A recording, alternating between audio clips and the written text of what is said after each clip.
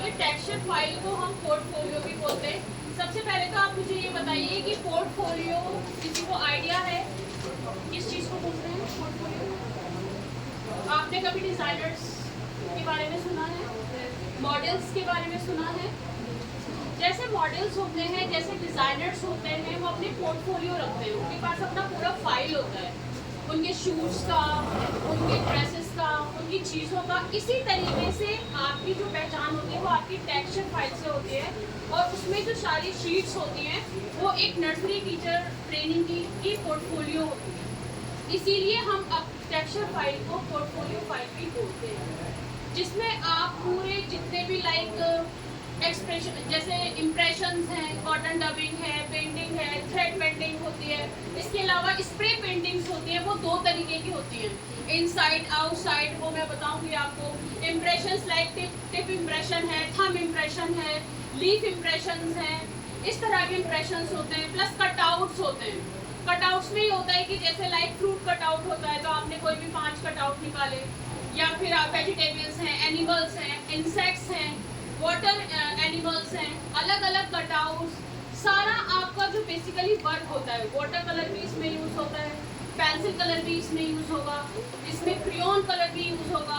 जैसे आप एक पेंटिंग बनाएंगे लीफ इम्प्रेशन, तो वो आप 3 तरीके से बनाएंगे। एक आप जो बनाएंगे वाटर कलर पे बनाएंगे, एक आप जो बनाएंगे जो आप पेंसिल कलर से बनाएंगे वो आप बटर पेपर का यूज करेंगे, और उसको लेने के बाद फिर वो उस पर बनती है। ठीक है, तो ये सारी चीजें जो भी आप पूरे साल करोगे वो आपकी टेक्सचर फाइल में होती है। ठीक है, और उसको हम इसीलिए पोर्टफोलियो भी कहते हैं। मान लीजिए बेसिकली कहीं आप किसी जॉब के लिए जाते हो, तो उस जॉब में आपसे पूछा जाता है भाई आपने वर्क क्या है, आपकी टेक्सचर फाइल क्या, आपने क्या सीखा है।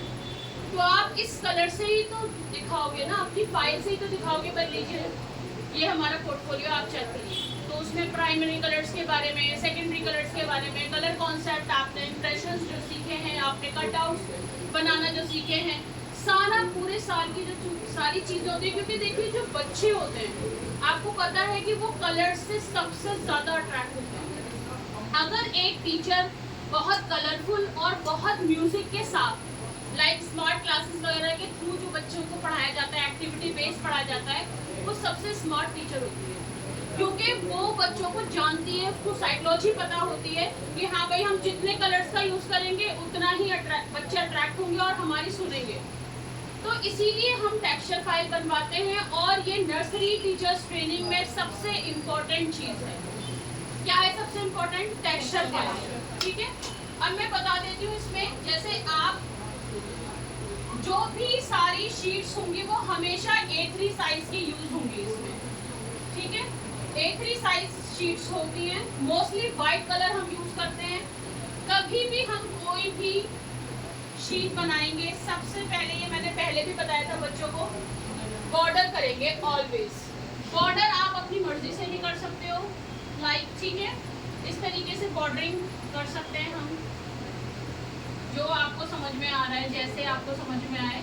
और अगर कुछ समझ में नहीं आ रहा है, सिंपली तो मार्केट में टेप्स अवेलेबल होते हैं, आप टेपिंग भी इस पे कर सकते हो। इससे क्या होगा, आप नहीं भी करोगे तो भी कोई फर्क नहीं पड़ेगा। अगर मान लो आप नहीं कर रहे हो, आपकी जो शीट